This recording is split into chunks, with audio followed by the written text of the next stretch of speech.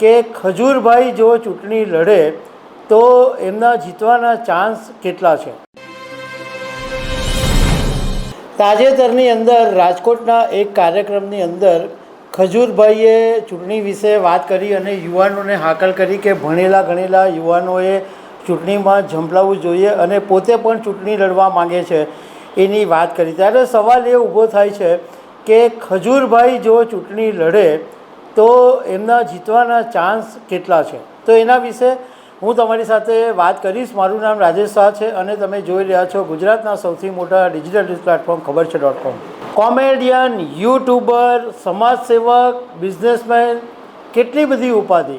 નીતિનભાઈ જાનીને આખું ગુજરાત નહીં પરંતુ દુનિયાભરમાં એમને લોકો ઓળખે છે, કારણ કે 2019-20માં નીતિનભાઈએ કોમેડી વિડીયોનો એક શો શરૂ કર્યો, જીગલી એન્ડ ખજૂર, અને આ જે શો છે એ એટલો બધો પોપ્યુલર થયો કે યુટ્યુબ ઉપર કરોડો વ્યૂઝ મળતા થયા। અને ખજૂરભાઈના પોતાના યુટ્યુબ પર બ્લોગ ચાલે છે, ખજૂરભાઈ વ્લોગ્સ અને નીતિન જાની, અને લાખો કરોડોની સંખ્યામાં એમના ફોલોઅર્સ છે। નીતિન જાનીએ રાજકોટની સભામાં શું કહ્યું એ વાત કરતાં પહેલાં એમના વિશે તમને થોડીક જાણકારી આપી દઉં તો નીતિન જાનીનો જન્મ સુરતમાં 24 મે 1985ના દિવસે થયો અને 12 ધોરણ સુધી સુરતમાં ભણ્યા। એમના પિતા કથાકાર હતા અને એ પછી એમનો પરિવાર બારડોલી ચાલ્યો ગયો અને એમણે બારડોલીમાં BCAનો અભ્યાસ કર્યો અને આગળ પોસ્ટ ગ્રેજ્યુએશન માટે તેઓ પુણે ગયા અને પુણેમાં પોસ્ટ ગ્રેજ્યુએશનનો અભ્યાસ કર્યો। એમને 4 ભાઈઓ અને 3 બહેનો છે અને આ 2019-20માં જીગલી એન્ડ ખજૂરનો શો પોપ્યુલર થયો અને એ ખજૂરભાઈ એક કોમેડિયન તરીકે ગુજરાતમાં પ્રખ્યાત થયા, પરંતુ એ પછી એમણે એમનું ફોકસ ફેરવીને સમાજ સેવા તરફ કરી દીધું। તમે ઘણા બધા જાણો છો કે એમણે સમાજ સેવાના એટલા બધા નોંધપાત્ર કામો કર્યા છે કે જેમના કાચા ઘરો હતા, જેઓ નિરાશ્રિતો હતા, એમણે ખજૂરભાઈએ પોતાના ખર્ચે અને ઘણી બધી જગ્યાએ તો જાતે ઊભા રહીને મકાનો બનાવી આપ્યા છે। શાળાઓ 100 વિદ્યાર્થીઓ બેસી શકે એવા ક્લાસરૂમ બનાવી આપ્યા છે।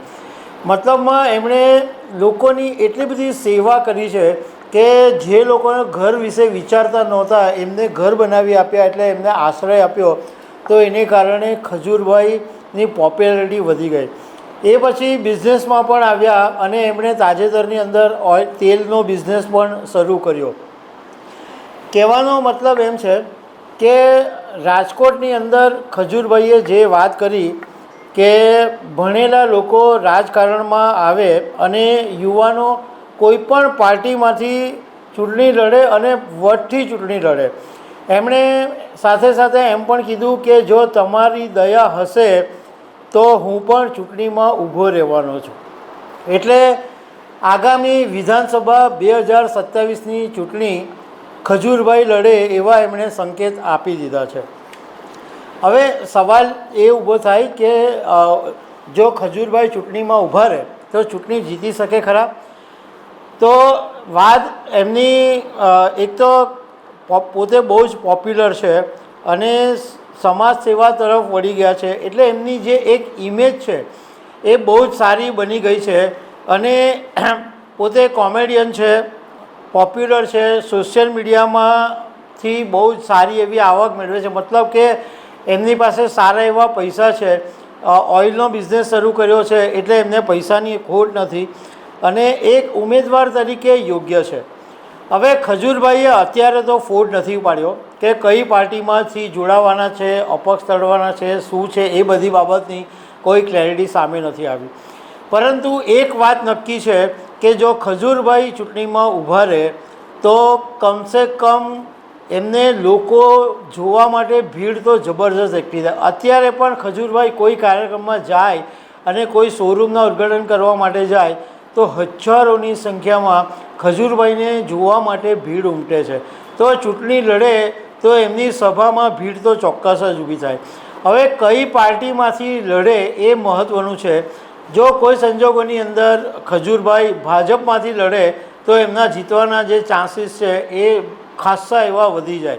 કારણ કે ભાજપનું ગુજરાતની અંદર વર્ચસ્વ છે જ, અને ભાજપના નામ ઉપર અને ખજૂરભાઈના પોતાના નામ ઉપર એમને સારો એવો ફાયદો થઈ શકે. એ તો હવે આગામી દિવસોમાં ખબર પડશે કે ખજૂરભાઈ શું કરી રહ્યા છે. તો દર્શક મિત્રો, આવી અનેક વાતો સાથે અમે તમને મળતા રહીશું. Thank you very much.